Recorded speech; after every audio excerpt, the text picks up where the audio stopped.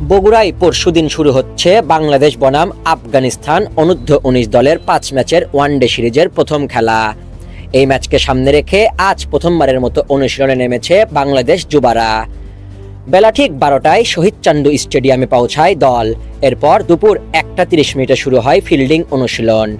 এরপরে নেটে দীর্ঘ সময় ব্যাটিং ও বোলিং নিয়ে ব্যস্ত সময় পার করেন টাইগার যুবারা।